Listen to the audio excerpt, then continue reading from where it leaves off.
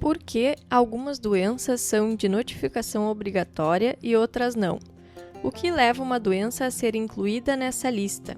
E diante de tudo isso, por que nós, produtores, devemos fazer as notificações? Ou seja, qual a importância dessas notificações? No episódio passado, nós íamos falar um pouquinho sobre isso, mas o rumo da conversa acabou indo para outros lados e combinamos que íamos conversar rapidinho sobre esse tema em outro momento, que, no caso, vai ser agora. A ideia segue sendo a mesma: promover a ovinocultura através da informação e do conhecimento, em um nível mais básico, trazendo os temas, colocando alguns pontos, capacitando e estimulando os produtores sobre os assuntos da nossa atividade.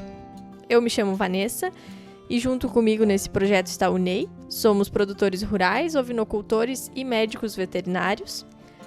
Além do Spotify, você nos encontra no YouTube, Instagram e Facebook como Mais Ovinos. E o nosso e-mail para contato é maisovinos@gmail.com.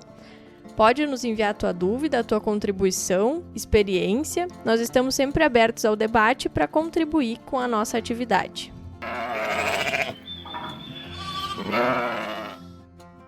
Doenças de notificação compulsória ou obrigatória são uma lista de enfermidades que devem ser comunicadas ao Serviço Veterinário Oficial. Uma doença, para ter essa classificação, precisa ter características específicas, que são principalmente 4. A primeira é grande poder de difusão, se disseminar muito rápido. A segunda, grave consequência econômica. A terceira, grave consequência social. E a quarta é repercussão regional, nacional ou internacional. Vamos detalhar um pouquinho isso. A primeira característica é grande poder de difusão, de disseminação, propagação, multiplicação.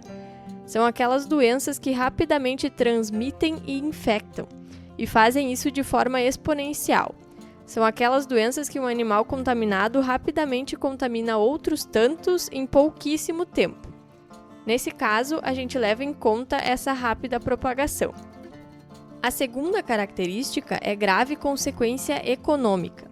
Embora toda doença cause uma consequência econômica, seja a diminuição de produção, o custo da medicação, etc., nós podemos considerar como grave, que é o termo usado, como aquelas que, por exemplo, não possuem tratamento ou o tratamento é pouco efetivo ou difícil, ou que a mortalidade é muito alta.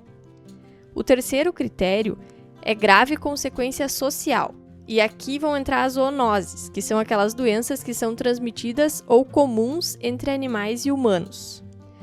E o quarto critério é a repercussão regional, nacional ou internacional. Nesse quarto critério, a gente passa a ter um olhar mais global sobre o tema, e aí entra a importância de uma instituição. Vamos falar um pouquinho sobre ela, que é a OIE, Organização Mundial da Saúde Animal. A sigla OIE, vocês devem ter notado que não fecha as letras com as palavras Organização Mundial da Saúde Animal.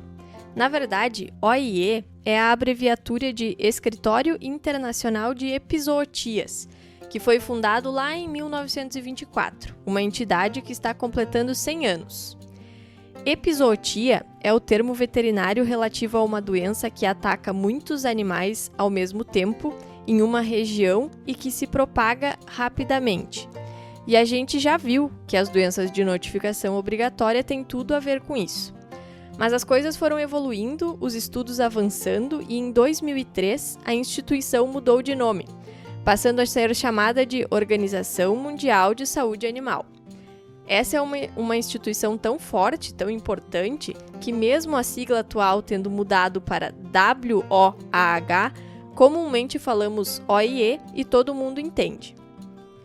A OIE é uma organização intergovernamental composta atualmente por 182 países, incluindo o Brasil. Cada país designa um representante que vai ser também responsável por fazer a conexão com o governo local. Só para dar dimensão do tamanho da OIE, o mundo possui 193 países e 182 fazem parte dela. Dá para dizer que todo mundo civilizado faz parte da OIE. E faz todo sentido que assim seja, porque é preciso uma organização maior e mais coordenada sobre esse tema. E foi assim que surgiu a OIE. Para resumir, lá em 1924, em um mundo que cada vez estava se conectando mais, se aproximando, fazendo negócios, sejam rotas marítimas ou terrestres, mas era animal que sai de um lado para ser comercializado em outro, produtos de origem animal, se observou que doenças que aconteciam em determinadas regiões não aconteciam em outras, que algumas eram transmitidas mais facilmente, que trazer algo que pudesse gerar contaminação para um local poderia gerar uma catástrofe, etc. E aí a necessidade de uma instituição que tratasse desse tema. Entre as principais funções da organização estão a adoção de padrões internacionais na área de saúde animal, com esse olhar sobre o comércio internacional. E como fazer isso? Coletando, analisando e divulgando informações, promovendo essa integração internacional no controle de riscos globais à saúde, que é a abordagem de saúde única, que é tão importante. Afinal, a saúde animal está diretamente relacionada com a saúde humana e, no fim, saúde é uma só. Outra questão fundamental é a confecção e padronização de testes e diagnósticos. Afinal, para a gente saber se os nossos animais estão ou não com uma doença, é preciso fazer um teste, realizar exames e ter um diagnóstico, e esse diagnóstico precisa ser padronizado no mundo inteiro.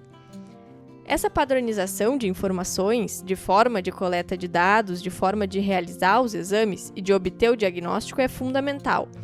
Ou nós cairíamos no risco de cada país determinar seu próprio método sem reconhecimento internacional e quando vê um produto contaminado é comercializado e leva a uma crise sanitária, prejuízo econômico e social. Em 2022, a OIE lançou o Plano de Ação Conjunta para a Saúde Única, já que, no fim, a saúde é uma só, animais doentes afetam a nós humanos, e não só entre animais, mas um contexto mais amplo mesmo, que vai incluir ecossistema, doenças infecciosas e resistência antimicrobiana. Por aqui, nós sempre estamos falando que, embora a gente consiga dividir os temas para falar separadamente, a realidade é que, no fim, tudo tem relação e interferência. Saúde é exatamente a mesma coisa. E essa nova abordagem, entendendo a saúde como uma questão única, é muito acertada. Bom, esse tema da OIE, antiga OIE, agora WOH, mas que a gente segue chamando de OIE, é fundamental para entendermos que o que acontece em um outro país pode nos afetar, assim como que o que acontece aqui pode afetar outros países, e que sem essa organização mundial tudo seria muito difícil, com alto risco, com muitas perdas, um caos. E que lá em 1924 já tinha se dado conta disso e a OIE se tornou a grande referência do mundo nesse tema. Aí nós precisamos entender que existe uma hierarquia, e a primeira instância, no mais alto posto, está a OIE. E os países que fazem parte da OIE, que são praticamente todos, ao fazerem parte, concordam que as determinações da OIE são soberanas e depois delas, aí vêm as decisões do próprio país. E assim é aqui no Brasil. Aqui, a lista de doenças de notificação obrigatória é estabelecida pelo MAPA, Ministério da Agricultura e Pecuária, através de uma instrução normativa que a mais recente é de 2013, número 50. E essas definições levam em consideração as recomendações da OIE e são complementadas com as recomendações científicas nacionais. Sabemos então que doenças diferentes acontecem em diferentes locais e que o mundo está cada vez mais conectado e negociando entre si, trazendo um risco nesse sentido de introduzir uma doença nova, de disseminar algo. E por isso existe uma entidade mundial que auxilia no controle, determinando ações, formas de fazer diagnósticos, coletando informações, que praticamente o mundo inteiro faz parte dessa entidade. E ao fazer parte, entende a importância e concorda com as diretrizes e a hierarquia da instituição. Nós precisamos também ter claro a questão econômica por trás de tudo isso, principalmente quando falamos de animais de produção. O que o mundo busca é credibilidade. O que o comprador quer é poder comprar algo sem risco, algo que não vai lhe trazer problema. E como passamos essa credibilidade? Com levantamento de dados, com laboratórios credenciados, com políticas sérias de enfrentamento às doenças, com transparência quando temos alguma doença acontecendo e etc. Bom, então abaixo da OIE vem os países que vão definir suas estratégias com base nas recomendações da OIE e nas suas questões locais.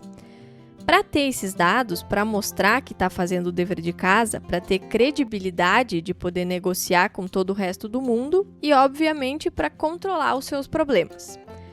Aqui no Brasil, dentro das doenças de notificação obrigatória que acontecem em ovinos, e aqui eu vou abrir um parênteses para ressaltar, nós estamos falando de ovinos, mas lembrem-se que existem outros tantos animais e outras tantas questões que também exigem notificação obrigatória.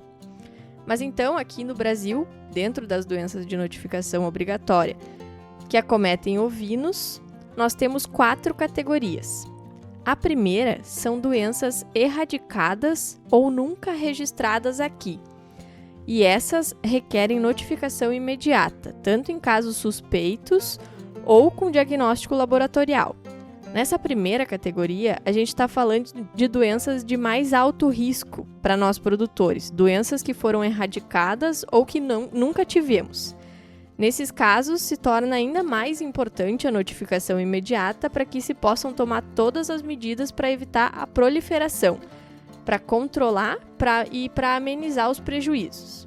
A segunda categoria, que requer notificação obrigatória em qualquer caso suspeito, são doenças de alto impacto, que já tivemos casos ou que ainda não estão erradicadas. 2 exemplos nos ovinos são a febre aftosa, que embora a gente sempre fala mais em relação a bovinos, também acomete os ovinos, e o outro exemplo de doença na segunda categoria é o scrape, que é uma encefalopatia espongiforme que acomete ovinos. A terceira categoria são de doenças que requerem notificação obrigatória em caso de diagnóstico confirmado. Até a segunda bastava suspeita, agora nessa categoria já são casos confirmados. E nesse caso, nós podemos citar como exemplo a tuberculose e a epididimite também. Essas 3 primeiras categorias exigem notificação imediata. Assim que a suspeita ou confirmação dos casos ocorre, deve-se fazer a notificação no mesmo momento. Já a 4ª e última categoria são as doenças de notificação obrigatória que acometem de forma mais recorrente e pode-se dizer que oferecem riscos menores e, por esses motivos, a notificação dos casos pode ser feita mensalmente em casos confirmados. Nessa categoria entra a cisticercose, por exemplo. Fica fácil de perceber que as primeiras categorias são mais impactantes para o nosso sistema de defesa animal. Nós não vamos entrar no tema das doenças, porque vamos ter episódios para falar sobre cada uma delas, mas pode ter chamado a atenção de alguém que a cisticercose está na 4ª categoria, enquanto a tuberculose está na 3ª. O porquê disso é importante. Aqui no Brasil, nós temos um programa nacional de controle e erradicação da brucelose e da tuberculose. E dentro desses programas, um dos objetivos é aumentar o controle para nós conseguirmos erradicar a doença. E aí entram várias medidas para aumentar esse controle, como mudar o grau de fiscalização até conseguir, se tudo der certo, erradicar a doença. Caso consiga, a doença passaria para a primeira categoria de doenças erradicadas. Para fazer tudo isso e isso tudo ser reconhecido lá fora, para aumentar o nosso prestígio, termos condições melhores de negociação, abrir mercado, mais poder de barganha, precisamos de instituições sérias que façam coleta de dados reais, com frequência, com análise de diagnósticos em laboratórios credenciados e auditados e transparência nas informações. Esses programas governamentais são fundamentais para isso, eles que vão nortear o andar da nossa sanidade. E, claro, eles precisam estar de acordo com a nossa realidade e a realidade da doença. Por exemplo, para a tuberculose, nós temos um programa de controle e erradicação. Notem que no título já está o objetivo do programa. Para a raiva herbívora, nós temos um programa de controle. Notem que aqui o objetivo já é outro, levando em consideração as características diferentes da doença. Um programa que tem dado resultado foi a erradicação e prevenção da febre aftosa, considerado fundamental, pois muitos países só comercializam com países livres de aftosa. Ele tem avançado significativamente nos últimos anos. Eu citei há pouco o scrape, que é uma doença dos ovinos. O Brasil tem um número baixo de animais e a exportação acaba não sendo muito representativa comercialmente. Mas não sermos livres de scrape é um tema que nos gera algumas restrições de mercado, por exemplo. Bom, por tudo que já falamos, parece óbvio que toda essa cadeia de informações para sabermos quais doenças estão circulando, a magnitude delas, a incidência, a frequência, as localizações, partem da notificação obrigatória, que é o tema desse episódio. Nós temos diversas doenças que afetam os ovinos e saber quais delas estão ocorrendo em nossos rebanhos e suas magnitudes é fundamental para a gente entender a situação sanitária da ovinocultura. E com base nessas informações, estabelecer as medidas necessárias para controlar, prevenir, erradicar ou seguir livre. E para isso é fundamental melhor comunicação entre nós produtores e os serviços oficiais. A nossa percepção é que na maioria das vezes existe um clima hostil do produtor com o fiscal sanitário. Algo no sentido de, esses caras só servem para nos prejudicar, esse pessoal só quer atrapalhar, então eu não vou falar nada para não me complicar. Esse serviço não me ajuda, ele só serve para dar multa. Infelizmente, esse pensamento é o mais equivocado que podemos ter. O interesse em controlar, prevenir e erradicar doenças é de todos nós, mas mais do que ninguém, do produtor. E sem o produtor, o sistema oficial não tem como avançar. E por que não vai avançar sem o produtor? Vamos pensar só no Rio Grande do Sul. Quantas propriedades rurais nós temos aqui? Com criação de bovinos de corte, são mais de 300 mil propriedades. Com criação de ovinos, são quase 50 mil propriedades. Quantos funcionários nós precisaríamos que os serviços veterinários oficiais tivessem para depender só deles esse controle? Quantos quilômetros precisariam ser percorridos? É fisicamente impossível um controle que dependesse apenas dos fiscais. Não há pessoal para isso, além de ter um custo bastante alto. Claro que poderíamos ter mais pessoas no serviço oficial, que claramente está defasado de mão de obra, mas mesmo com mais gente, o ponto é que é sempre indispensável o papel do produtor para os controles terem êxito. A vigilância se divide em duas, que são a vigilância ativa e a vigilância passiva. A ativa é aquela que parte do serviço oficial, é quando ela resolve ir até uma propriedade, até um frigorífico, até uma agropecuária. Por organização, todo o serviço tem uma meta de número de vigilâncias mínimas que deve fazer por ano. Já a vigilância passiva é quando o serviço é informado de algo, e aí, a partir da notificação, o serviço vai até o local. Embora as duas formas sejam importantes, é fácil de perceber que a vigilância passiva é muito mais assertiva, muito mais precisa, pois ela já parte de alguma suspeita para ir no local certo, enquanto a vigilância ativa acaba sendo um tiro no escuro. Doenças são coisas que naturalmente acontecem, fazem parte da criação. Nesse momento, devemos ter alguma propriedade em algum lugar do Rio Grande do Sul com algum tipo de enfermidade que requer o serviço veterinário. O que é mais lógico? Um serviço ativo, onde se visita as 50 mil propriedades em busca disso, ou o passivo, onde quem está com o problema informa e recebe a visita? O receber a visita, voltando na questão da animosidade e receio que o produtor tem com o serviço, não é receber uma multa ou sinônimo de incômodo. Pelo contrário, na grande maioria dos casos, vai ser uma orientação com recomendações do que deve ser feito, se for preciso acompanhamento desse manejo, visita e orientação a propriedades próximas para alerta e orientação, e etc. O objetivo de todos aqui é o mesmo, que é controlar as doenças. E, de novo, o interesse é de todos, mas o mais beneficiado é o produtor. Nós falamos lá no começo da hierarquia da OIE e depois das questões nacionais. Aqui no Brasil, os estados ainda possuem uma autonomia para incluírem doenças e controles que eles acharem pertinentes. Nada mais correto, afinal, somos um país de dimensão continental e diferentes estados e regiões possuem variações muito grandes de características.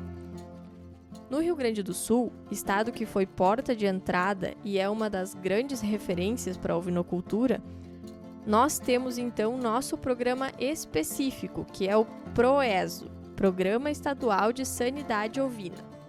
Os objetivos do PROESO são basicamente o que a gente já conversou até aqui, mas agora voltado a questões do nosso estado mais especificamente. Controlar, erradicar e prevenir doenças que possam comprometer o rebanho ovino gaúcho. E as atividades que vão ser estudo, monitoramento e fiscalização. Vale a pena a gente comentar sobre 3 doenças que integram o programa do PROESO: sarna, piolheira e epididimite. Até porque muito recentemente nós tivemos uma mudança importante. Lá em 1942, iniciou o combate à piolheira ovina, e 80 anos depois ele sofreu uma modificação importante. Até então, era exigido um manejo de banho obrigatório, num período específico do ano, e essa exigência acabou. Não faz mais parte do programa, embora a doença ainda faça. Quando a gente for falar de piolho, num episódio só para ele, a gente vai conseguir debater os prós e contras dessa mudança. Para registro histórico, vale a pena citar que lá em 1942, quando surge esse controle, ele é gatilho também para o surgimento de outras tantas questões de sanidade animal no estado. Tudo pela importância que a ovinocultura tinha na época aqui no estado. Mas voltando para o nosso tema, com o fim desse manejo, hoje, em 2024, nós não temos nenhuma vacina ou manejo obrigatório referente a doenças na ovinocultura gaúcha. Mas não confundam, não existe mais manejo obrigatório. A ocorrência das doenças continua exigindo a notificação. Esse episódio era para ter sido gravado junto com o episódio passado, porque os 2 temas têm um ponto de conexão muito importante. Entender as regras do jogo para saber jogar e usar a nosso favor. Isso vale para os tributos e vale tanto quanto quando falamos de comunicação oficial. E essa é a mensagem final que nós gostaríamos que vocês levassem desse episódio.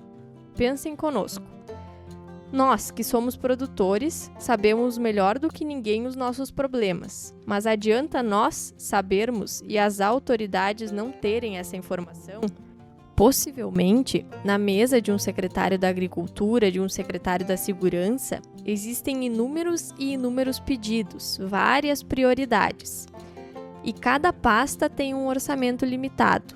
Como uma atividade consegue pleitar mais ações e recursos? Com dados. As instituições trabalham assim. É preciso entender as regras do jogo. Para uma secretaria destinar tempo, recurso e promover algo, é preciso que ela tenha o estofo de dados que justifique essas movimentações. Eu falei de secretário de segurança porque é um exemplo fácil de explicar e de entender. Todo produtor sabe que o abigeato e ataque de predadores são um problema crônico e constante. Mas, infelizmente, o número oficial de registro desses ataques é mínimo. O produtor não faz boletim de ocorrência porque ele acha que não serve para nada. E, no fim, Quando uma demanda chega para uma pasta, ele vai olhar os números oficiais e dizer: olha, não tem dado suficiente para justificar uma mudança de legislação ou de mais recursos, e segue tudo como está. É preciso entender as regras do jogo para usar a nosso favor. Informar as doenças é ter o serviço veterinário atuando a nosso favor e ter um rebanho mais sadio. Outro tema importantíssimo e que acaba pautando ações e políticas públicas na cadeia é a declaração anual obrigatória, que todo produtor deve fazer. Ela é uma importante fonte de dados, então tu, produtor que está nos ouvindo, faça certinho a declaração, se aproxime do serviço veterinário, notifique doenças, questione sobre ações, faça boletim de ocorrência em abigeato ou ataque de predador. Tomara que não precise, mas infelizmente, se precisar, faça. Só assim, cada um fazendo sua parte, a gente vai conseguir prosperar. Caso alguém queira mais informações sobre quais são as doenças de notificação obrigatória, a lista é bastante extensa e por isso nós não citamos todas elas aqui. Mas a lista para o Rio Grande do Sul está no site do Proeso, que nós citamos antes. É só entrar lá e dar uma conferida no site. O próximo episódio será sobre bem-estar animal na ovinocultura. Nos encontramos em breve e seguimos juntos por mais ovinos.